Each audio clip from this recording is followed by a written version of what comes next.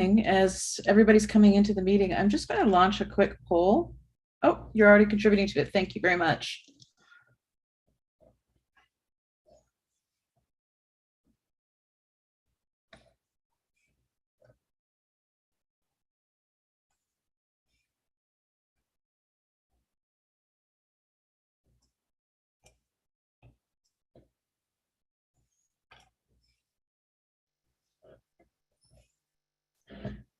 Good evening, everyone. If you'd like to answer the poll question, we have two quick polls just at the start of the meeting. Any information you provide here is strictly anonymous.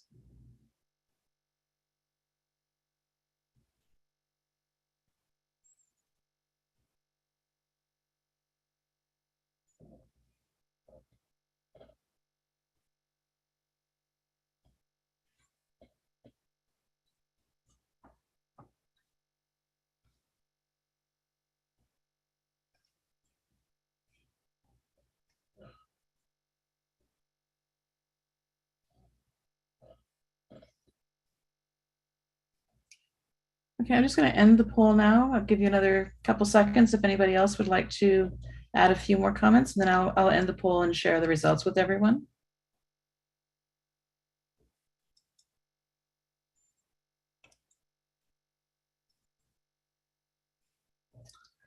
So there's our mix of why people think gardens are something fun and a great way to get involved.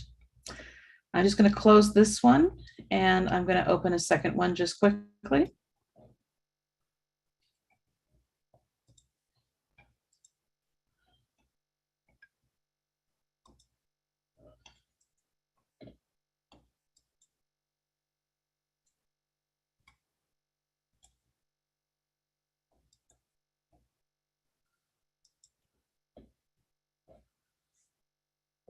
And a great way to get involved. I'm just going to close this one, and I'm going to open a second one just quickly. Okay, here's our second poll.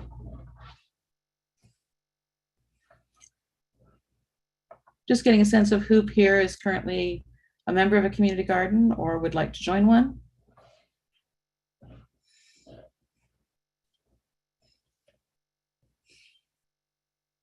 A great way to get involved. I'm just going to close this one, and I'm going to open a second.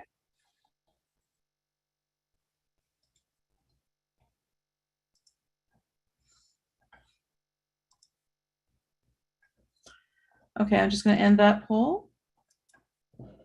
And here are the results. Thanks, everyone. Graham, I'm going to turn it over to you now to start the meeting. Now I'm hearing the broadcast repeat in the background. Is it still happening? No, I think it's stopped now. Okay. Okay. I like that, not currently, but would like to. I guess that's why this is a popular session tonight. Welcome, everyone. My name is Graham Seaman, and I'm the Director of Sustainability and Asset Management. And I have a number of the team from Sustainability and Asset Management, as well as our consultant and Councillor Dussman as well with us this evening. So we're really pleased to have you. And I think we have an interesting program, and we're looking for some dialogue and feedback from you on this evening. So with that, I'd like to introduce Councillor Dussman to for some opening remarks, please. Well, thank you very much, Graham. Hello, everyone, and welcome. My name is Dussman, and I'm your Ward 7 Councillor for the City of Markham. I'm so happy that all of you are here today to learn about such an important and needed initiative that is coming to Markham right here in Ward 7. At this time, I'd like to acknowledge a few of our special guests who are supposed to be in attendance today. Some may be joining us later, but I would like them recognized. Patty Wong, MIAC, Philip Ling, MIAC, Nirmala Armstrong, she's a former regional councillor. Kim Effingham, local farm operator, is an advocate for sustainable commercial farming as part of our local food system. Lee Miller, York Region Alliance of African Canadian Communities, Januja Jayaraja, Urban Farm Initiative Garden Proposal, Michael Chen, Food Forest Garden Proposal, Nabu Khan, Thornhill Garden Coordinator. So my involvement in this project began about 3 years ago, and it started with a phone call from a resident. He had contacted me because he wanted to get a plot in the already existing Kirkham Allotment Garden and wanted my help to gain some information to apply. The Allotment Garden has been a part of Ward 7 for over a decade. But after speaking to the resident and hearing about the reasons he wanted the plot, I thought, wow, this garden is about to really take off. You see that residents lived in one of the new buildings of Kirkham, but unfortunately did not have the space or lighting to grow a garden on his balcony. He loved the idea of being able to walk or ride his bike to the plot and still have that yard feeling with all the benefits while living in a condo. As more developments, specifically high density ones, come towards 7 and Markham Road, more residents will find themselves in similar situations without the adequate space for gardening or growing food. When COVID-19 pandemic hit in 2020, I received more and more calls and emails from residents that were locked up in their homes with nothing to do and nowhere to go. More and more residents wanted to take part in gardening. They wanted outdoor activities, and that would be safe, socially distant, and give them mental and physical stimulation. Unfortunately, at that time, our allotment garden could not handle the sudden influx of applications as there were not enough plots to accommodate all requests. That is when I asked the staff, can you expand the allotment garden or give the councillor a plot or two? I'll allow Ward 7 residents to use it together. The answer was, we will set up a community garden in addition to adding more plots to the allotment garden. I think in the last 2 years, especially, we have all learned the value and importance of healthy lifestyles, eating well and exercise, community engagement and stimulation. We all had to find alternate ways to spend time with each other and check up on each other after and keep ourselves connected. Gardening and growing food together has always been a way to strengthen the bonds between neighbors and community. It's how we keep our seniors active. It's how we teach our children about food, how to grow them, and how to eat well. Some people are looking for physical activity and time in nature. Some want to grow culturally appropriate herbs and vegetables or more affordable organic produce. Others are looking for the community engagement aspect to meet new people and work together for a common goal.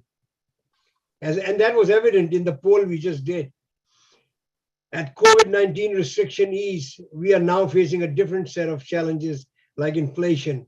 To get fresh produce, fruits, and vegetables, it has become so expensive.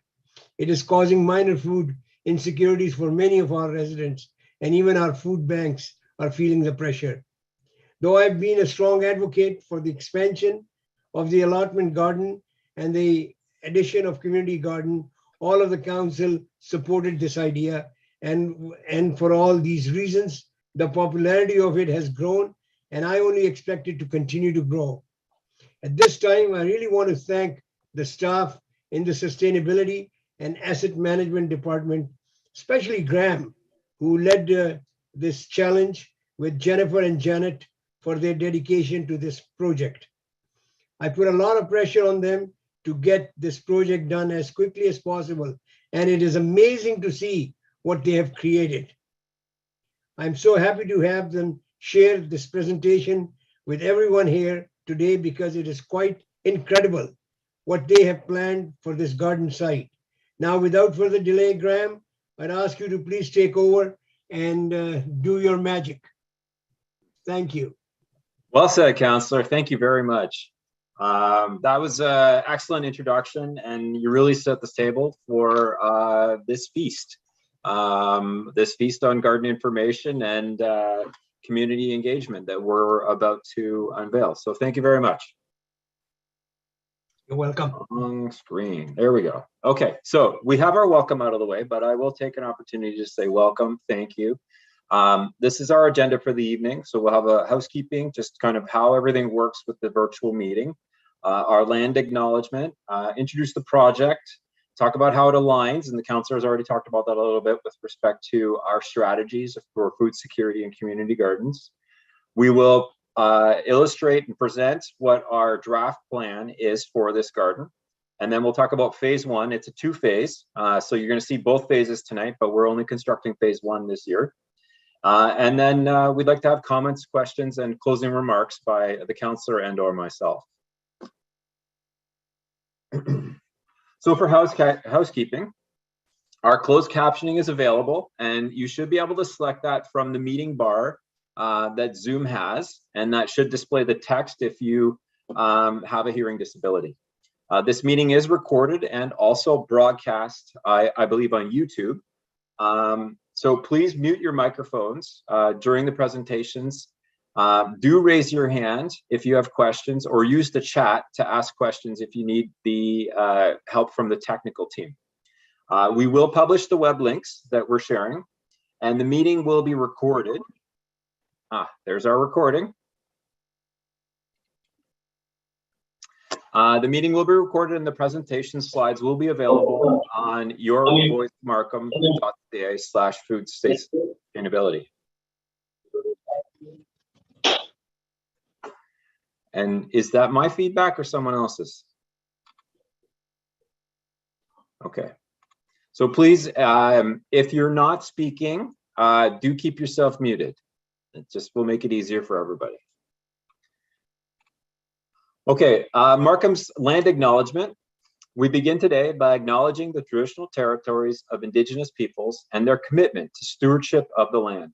We acknowledge the communities in circle, the north, west, south, and eastern directions, the Haudenosaunee, the Huron-Wendat, the Anishinaabeg, Seneca, and Chippewa, and the current treaty holders, the Mississaugas of the Credit peoples.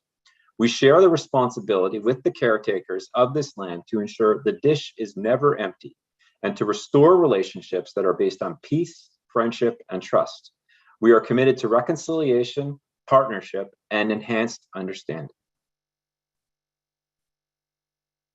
So I'd just like to take a moment to introduce the project team. And Councillor Dussman, who's already spoken, is the councillor that's supporting this project. I'm the director for the city, councillor.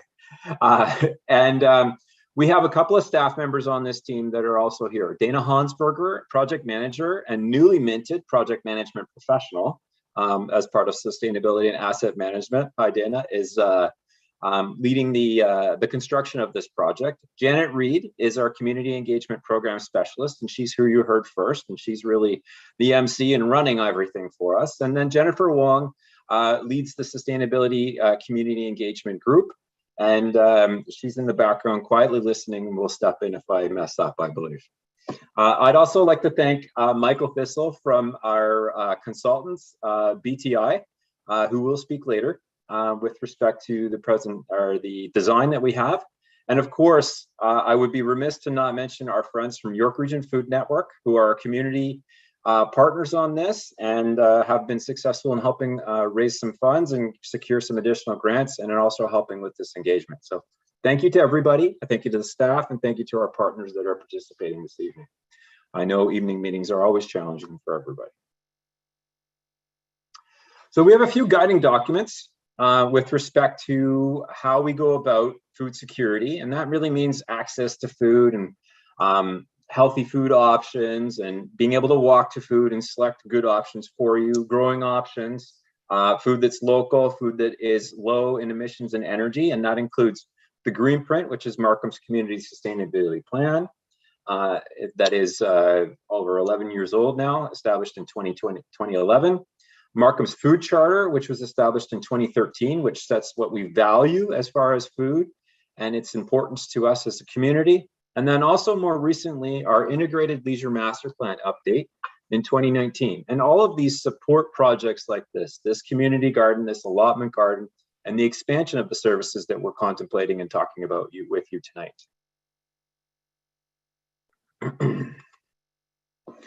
So food security, and as the councillor had mentioned, has become more and more important as part of the pandemic.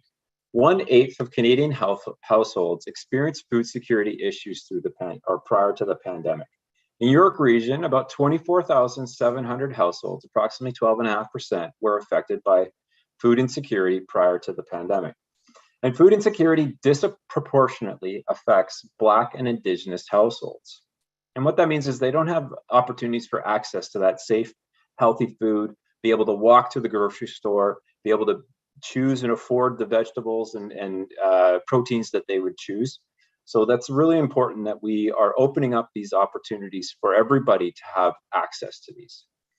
From 2020 to 2022, food insecurity increased to 1/7. So during the first 2 months of the pandemic, demand for food resources locally increased by 38 to 700% by the end of 2020. And then, the pandemic really hurt a lot of people. People were out of work.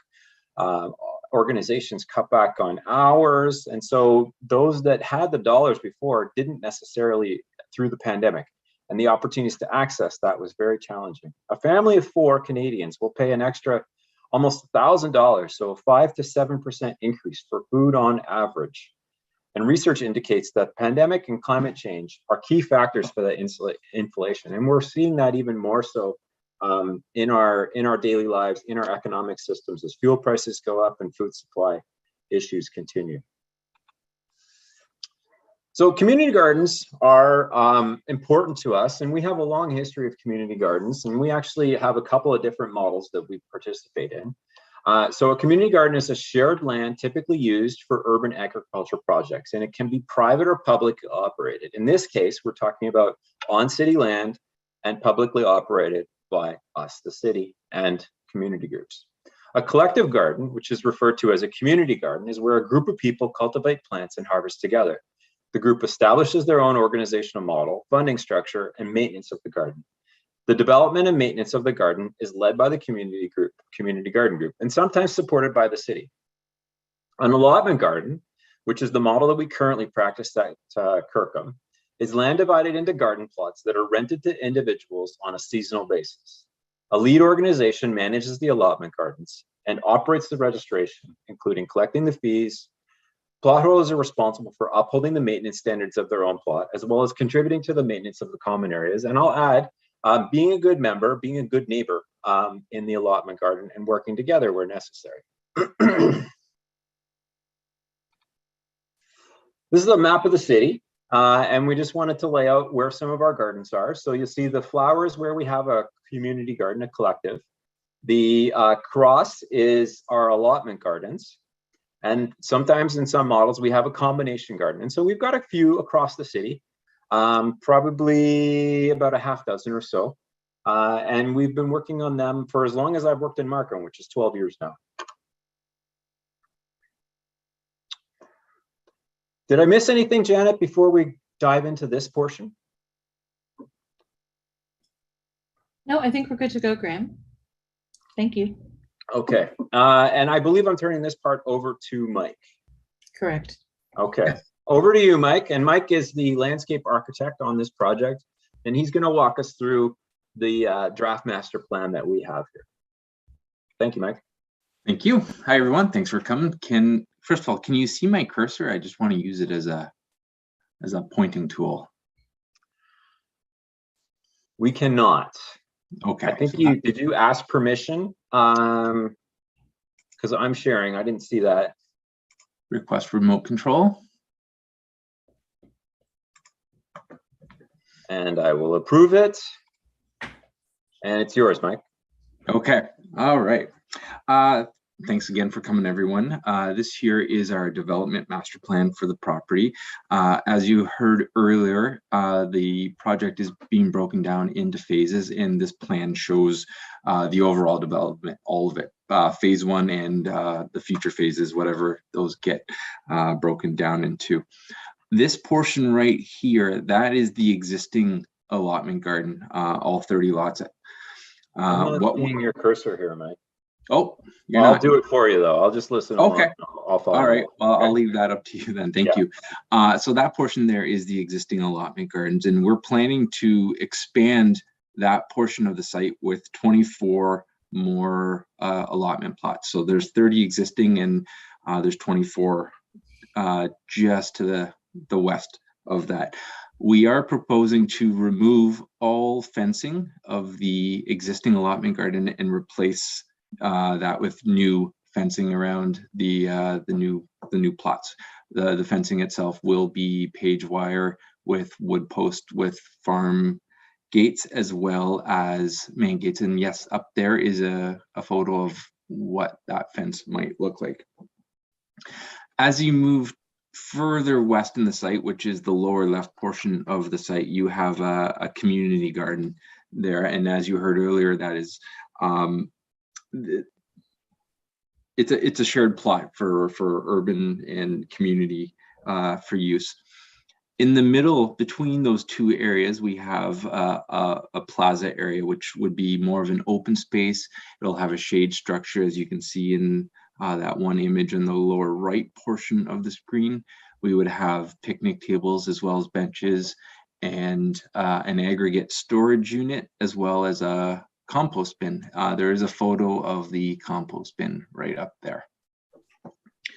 To the rear of the property, we have more community gardens as well as more allotment gardens.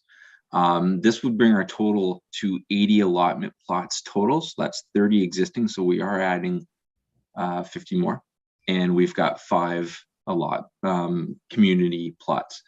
Also at the back, there is a larger barn-like structure for storing large equipment. This is the rear plot, what we've just spoken about. This is phase 2 and not being constructed this year, nor is the parking area, right? That is correct. I've got a good image later on that I can kind of highlight more of what is phase 1, I guess, or so I might just cover that at that point. Okay, so going back to this here, within each of these areas, we are providing small garden sheds. There is one that exists in the existing allotment garden, which is right there, and we're going to propose 3 more of those. We are also proposing yard hydrants throughout, which would make for easy connection of a garden hose, so everyone has access to water and it's not too far from where their plot would be. That's the hose bib, yeah? That is the hose bib, correct? Yep. Yes. Yep. Is this the blue items? That's correct. Yeah. Okay. Yep. Yep. Water is very important when it comes to community gardens. We have learned the hard way. Yes. Yep. Must have it. We're also proposing a number of accessible planters, which you can see an image on the right-hand side of the page. There it is right there. These are great for gardeners who may have trouble bending over to get down to ground level, or they are in a wheelchair, so this provides access for that. So we have full inclusivity here. The walkways around the entire property are crushed limestone, which are also compacted and accessible. To the west of the property, or the direct west side, we are providing a granular parking lot. We will have enough space for 22 cars, as I think most people are either parking along Kirkham Drive as it is now. So we'll have a little more space for that. Okay. I think moving on to next slide, we can look at some perspectives. It's just an image within the existing allotment garden as it's kind of looking towards what we're proposing. In the distance there is the shade structure that I talked about in the plaza area. And this slide's really good at showing the timber edging, which is what we're using to confine or define each allotment. Next slide, please. This is a view from the west of the property looking east along the Kirkham Drive frontage. In the forefront here is the large community garden. You can see the post and page wire fence with some sheds in the background, as well as the plaza and the shade structure. As well, there's a little glimpse to the parking lot just to the left there. Next slide, please. This is getting in a little closer to the plaza here. The plaza itself will be part of a future phase. It won't be done this year. But what will be done this year is the allotment gardens that you see right in front of us here, the community garden. You can see some accessible planters there as well. In the distance, you can see the aggregate storage where mulch could be stored, or topsoil or gardening soil. We also have a compost bin there for disposing of garden waste. And in the background there is our barn. Next slide, please. Just another view of the large community gardens at the rear with a barn that's obviously in keeping with the agriculture theme here. Next slide, please. One more image of the back area, and this one is a good one to show the accessible planters right here in the front, as well as the page wire fencing. Next slide, please. And this is an aerial of the property. In the rear there, you can see the barn, as well as the large community plots with the allotment plots along the perimeter. Along the front and along the left side, I guess, of the image is what really is phase one. Phase one is upgrading the existing allotment plots by removing the fencing and putting new fencing in with new limestone walkways. We're obviously going to be building the 24 allotment plots that you see right in the front of the screen there with the sheds and the accessible planters, as well as the fencing.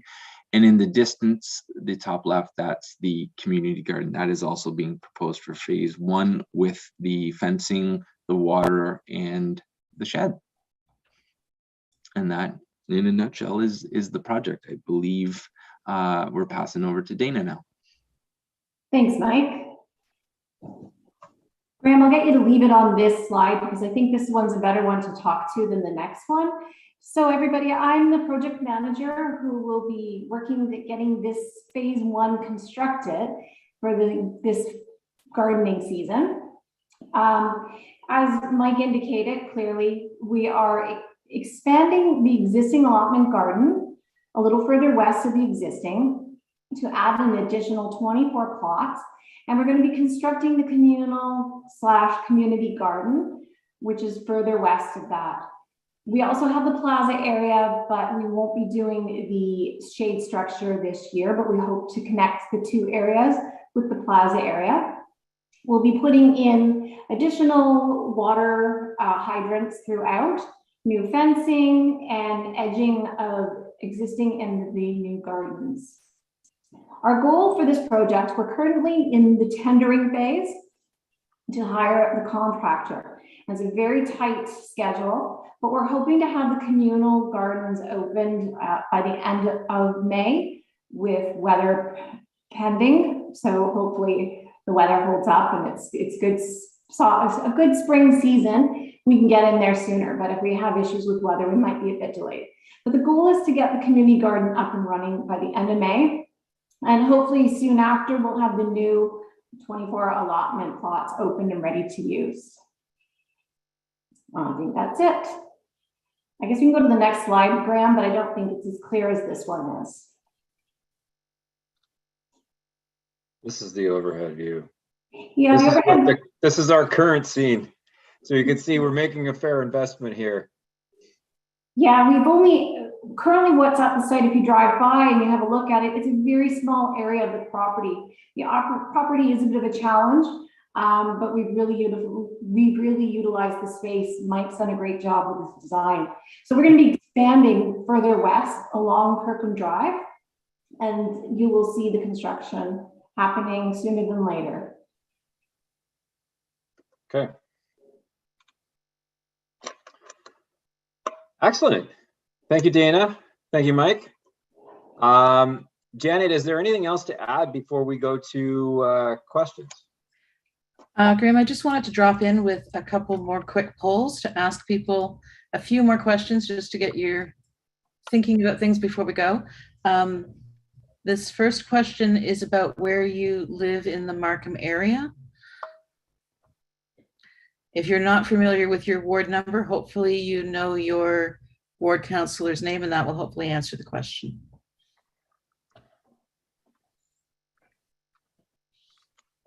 And while you're completing that, I'll just again express my appreciation and gratitude to our friends at York Region Food Network for their partnership on this, and also for the grant that they brought to the table to help the city complete this project.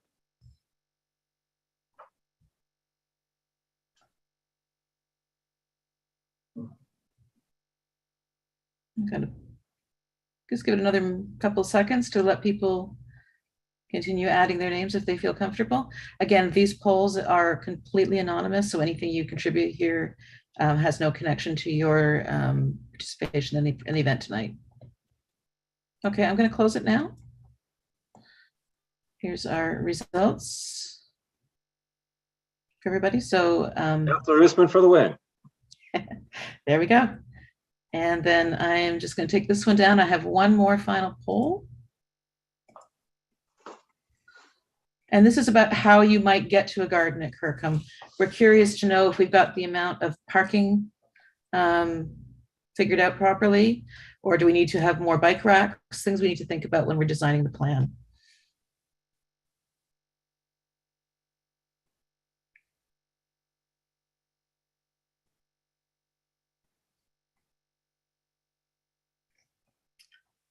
Okay, I'm just going to end the poll now. Share results. We've got a bit of walking, lots of driving. Good to know. Okay, I'm going to take this down and pass it back to you, Graham. Thank you. Okay, thanks, Janet. So we'll enter into the questions and discussion. And I think it might make sense if I take the share down so we can see each other. But please turn on your camera, raise your hand. There's a reactions bar that's built into Zoom, so you can just put your hand up. Or add a note to the chat that you would like to speak. Please keep yourself muted until you speak. I'll remain unmuted so I can call upon the folks that have put their hands up and want to speak. Please be patient and understanding. Do not talk over each other. And then if you have several questions, please ask, we'll respond, and then we'll respond to your next one. But do, when you open up and ask and you have a couple, just let us know that you have a few so we know to give you time after we respond. Sound good? I'll take the share down, and I'm looking forward to seeing everyone that we have on the screen. So at this time, are there any questions about the project or for the project team?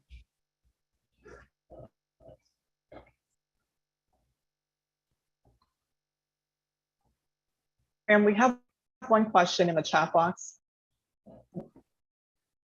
Okay. Is the garden for Ward 7 residents only?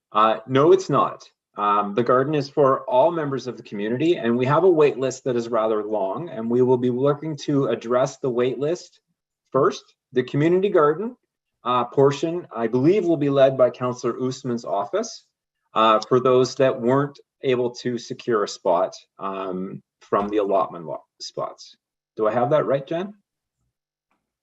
That's correct. That's correct. Good. Okay, I see, thank you for putting your hands up. I see Jeanette and then Kim Epperingham.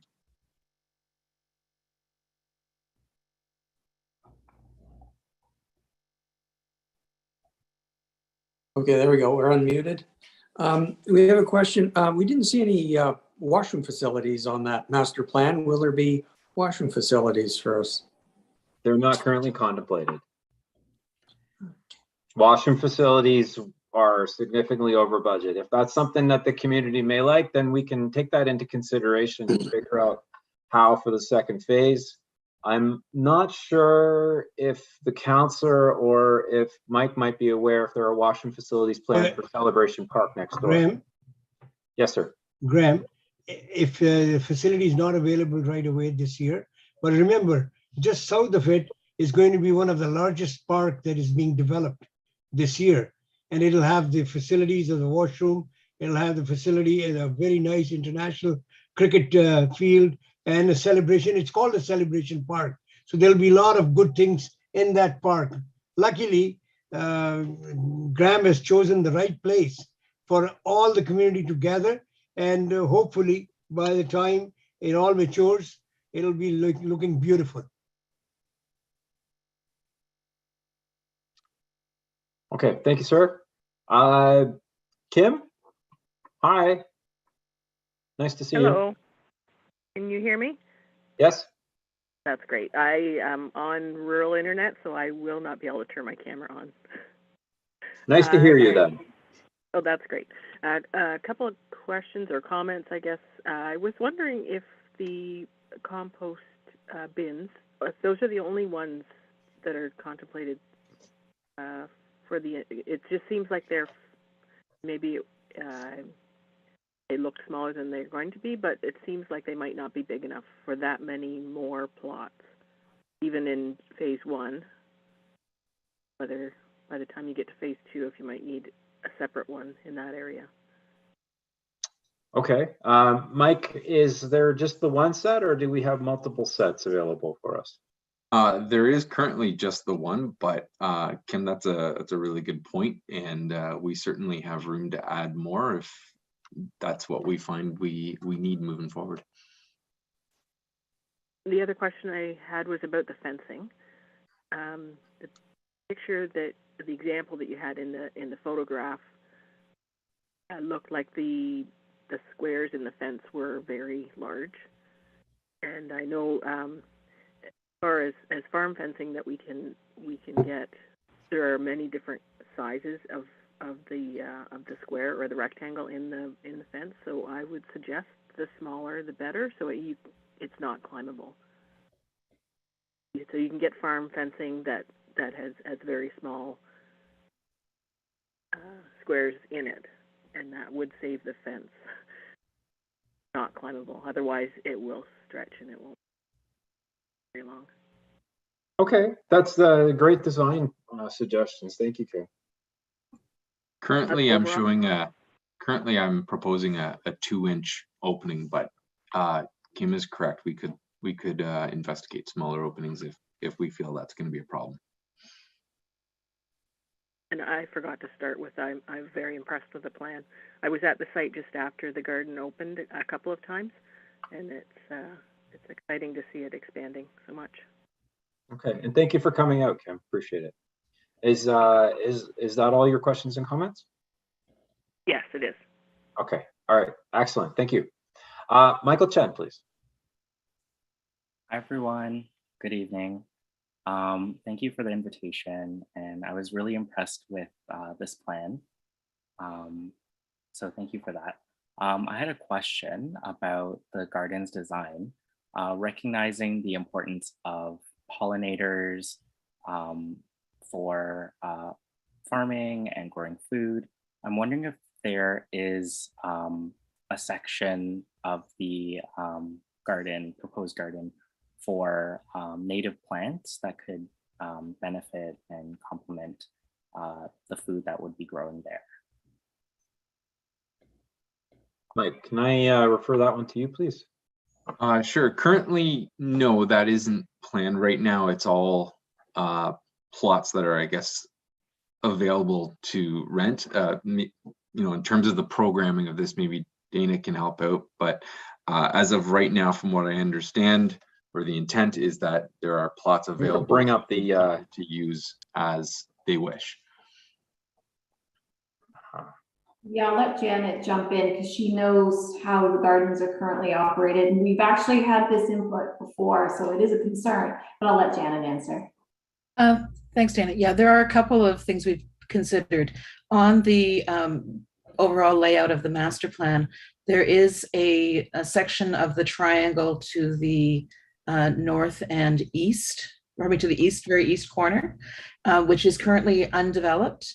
And that's a proposed area where there could be a pollinator garden. It will be naturalized at the current time, but could very easily be that space where we do that. There's quite a variation in elevation there, so it's not great land to put garden plots onto. So that was one of the areas that was identified for that purpose. The other thing that can be done is if you do borders around the outside of your individual fenced areas with pollinators, plants that will bring the good insects in, but also creates a barrier to keep the ones you don't want out of the center part of the garden. So that also can be a value in how you manage to bring pollinators in, but keep the bad bugs out.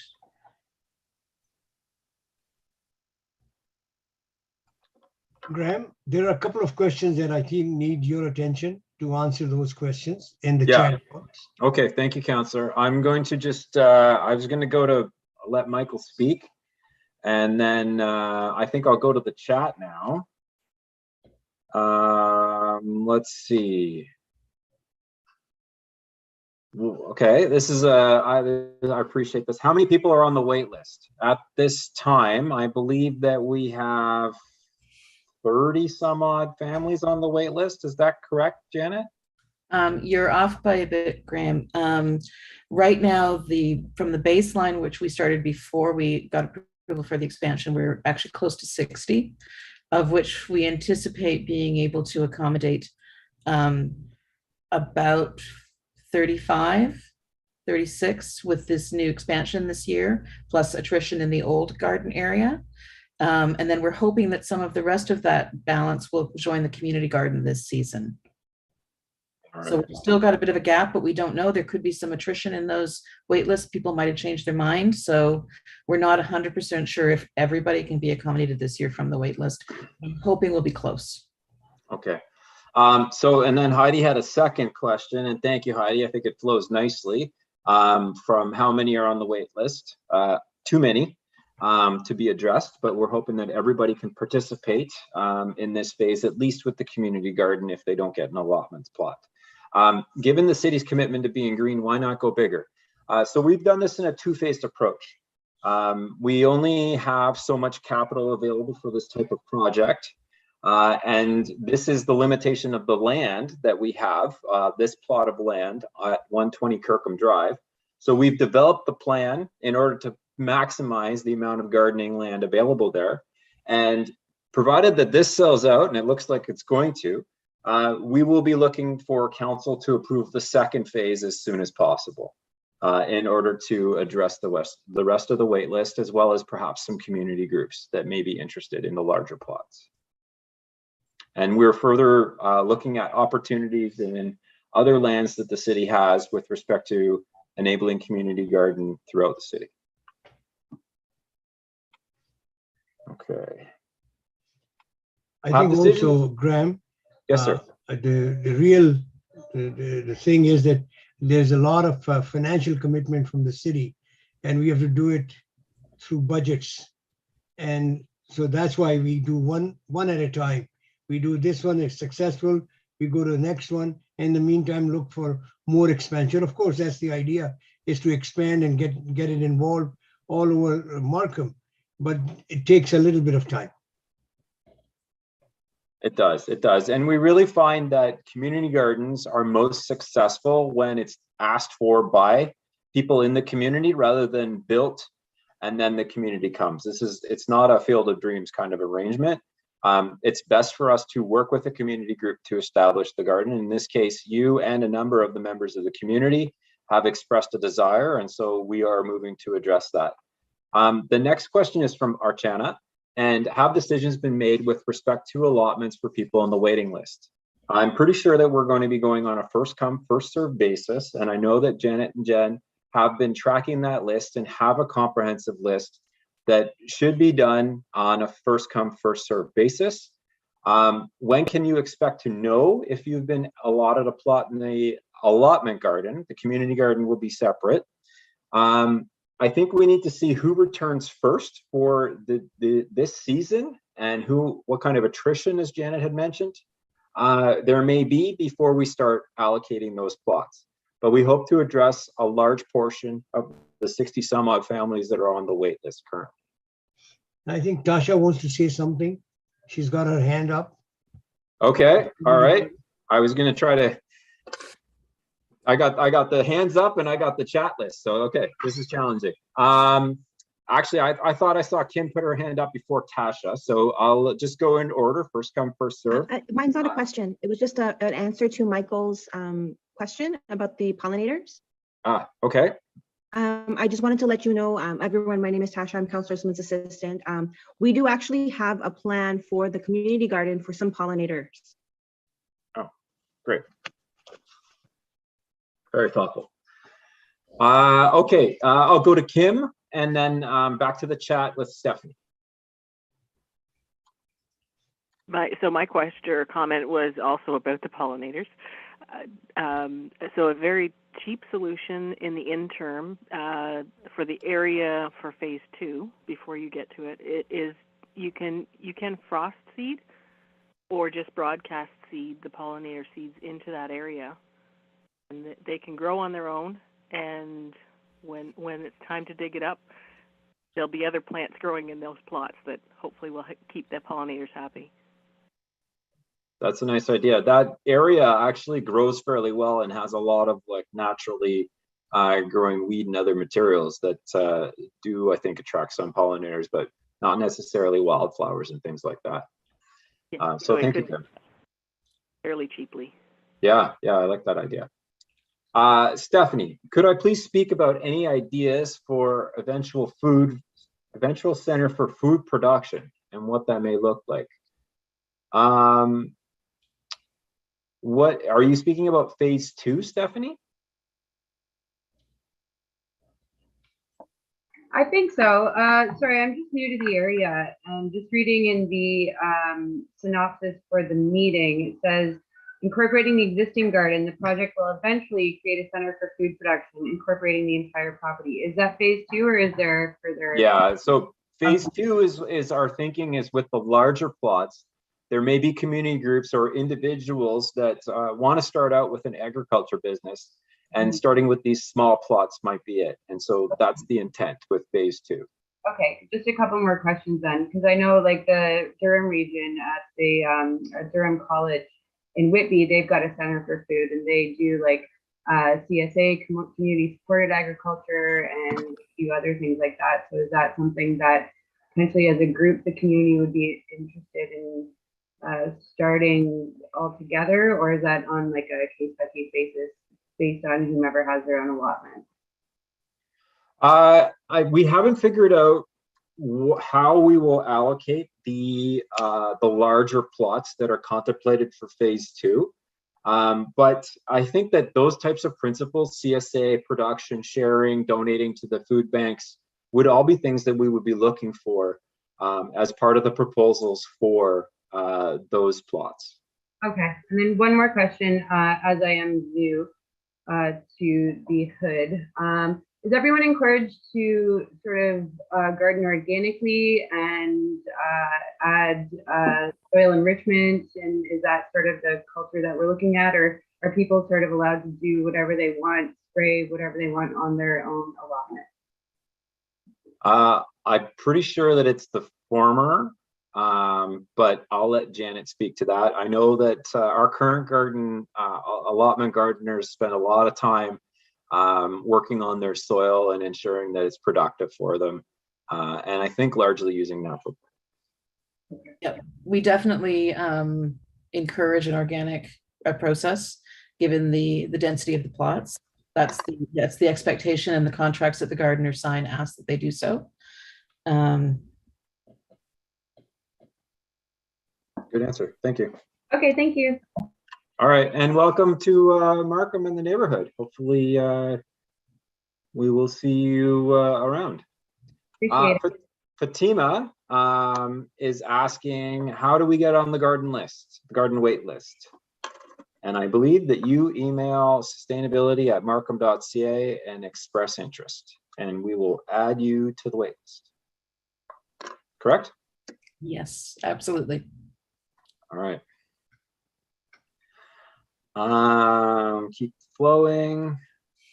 There you go. And if you're looking to participate in the community garden, thank you, Tasha. Very thoughtful. I think if you want to get on the wait list for the allotment, email us at sustainability@markham.ca. And if someone could put that in the chat, I'd appreciate it. And I would do both. Actually, I would also email Councillor Ushman at markham.ca or Tasha Manish at markham.ca as well, please, to get on the community garden space. You're welcome. All right, and there is. Are there any more questions from the group at this time?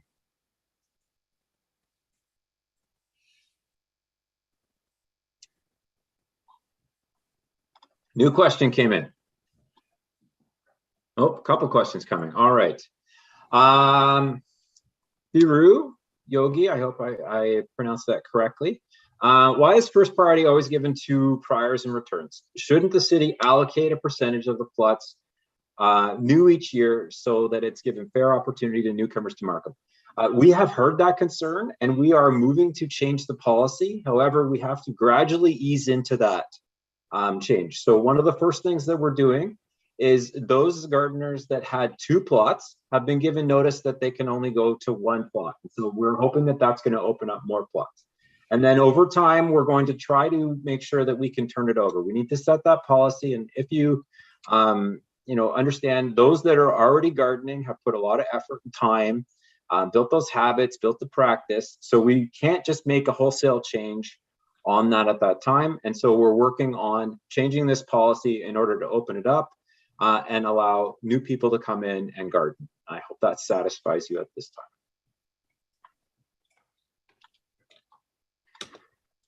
What are the size of the allotments and what does it typically yield? Maybe Mike, you can talk to the size that we've got, please. Yeah, each allotment is minimum 18 square meters, and on average, they're about 3 by 6 meters in dimension. Or if you're imperial, 10 by 20 feet. Yes. How important are initiatives such as this to further awareness and promote sustainability? Very important. You know what's really interesting is Markham has about 3 areas that we really focus on with respect to sustainability and have provided really good leadership for the community and amongst our municipal peers. One is energy and emissions, and the second is food security. And I always find that the conversations around food security, everybody has a daily relationship with food, whether they eat it or grow it. So it's a great entryway and conversation for us to talk about sustainability and what are some decisions that you can make on a day-to-day basis to become more sustainable. So very important. Are the community plots in phase 1 or phase 2, Michael asks? And are they reserved for nonprofit groups and organizations? So Michael, the community plot that is shown to the west, the large area that will be stewarded by Councillor Usman and Tasha, is for everyone to join, and you can email them to sign up and become part of that list. This phase 2 plots, and we haven't figured this out because we haven't actually gone for approval to construct the second phase, but we will need a policy to allocate those based on an application of some sort, need, benefit, diversity of the group, a number of different factors will be taken into account.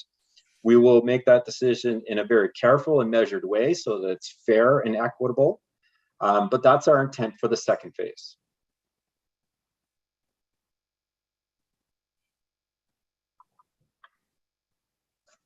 Okay, I feel like I'm on the hot spot here. 20 questions. I feel like I'm really getting going. Anybody else got any good ones for me? But you're the hero for tonight, sir. Oh, no. You know what? Sustainability, my friend. I'm just the front man here. I just do what Jen and Janet tell me what to do. Oh, those are my lines. I told Janet the same thing. Whatever she tells me. Thank you, Councillor. And Jen has thoughtfully dropped the link for the green print. This is a comprehensive 200-page, 220 recommendation, 12 priority area plan for the long-term vision for Markham, and it's something that I will probably spend my career working on along with Jen and Janet. Okay, with that, I think that we're coming together. Yeah, thank you, Archana. I appreciate it. I think that's one good outcome of the pandemic is that we're all a lot more comfortable with Zoom and virtual meetings, and we can participate in this meeting from the comfort of our own homes or offices. So it's very, very accessible. Jen, do I need to bring up the slide deck to close out? I think I do, don't I? There's a couple thank yous there. Yeah, we can't miss that. Okay, so I'm going to skip through these because we've already gone through them with Michael. Opportunities to get engaged. We have Your Voice Markham, which is our interactive page where you can participate, ask questions, and Jen and Janet will be monitoring that and ensuring that we're responding as necessary. You can email us directly at sustainability@markham.ca to one, get on the wait list or ask further questions or further information. And I would like to thank our partners again. So York Region Food Network, Community Foundations of Canada and the Federal Government of Canada, and of course, Markham Mayor and Council and senior staff and the team in sustainability and asset management, particularly Janet Reed, Jennifer Wong, Dana Hansberger for organizing tonight and leading this project. And also thank you to Mike Bissell, our consultant on this project, and Councillor Usman for your championing and pressure and push to make this happen. I think it's going to be a very worthy endeavor.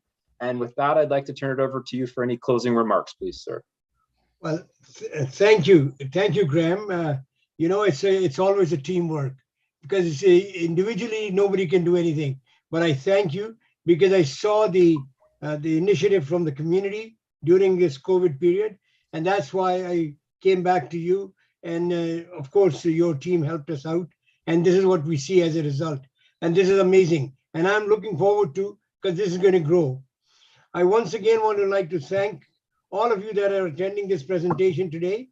It's a unique presentation. I love it. And I'm sure this is what I've heard and I've seen the comments coming through chat. So thank you for our special guests and the staff who did an amazing job on the PowerPoint and are able to provide all this information. I also saw on my computer screen something that it's on YouTube also. So whatever we have done today, I guess it's going on YouTube. So yes, it's on YouTube with the help of corporate communications. Yes. So I know that there's a lot shared here today, but sometimes in the moment we forget to ask questions or we think some other things after the fact.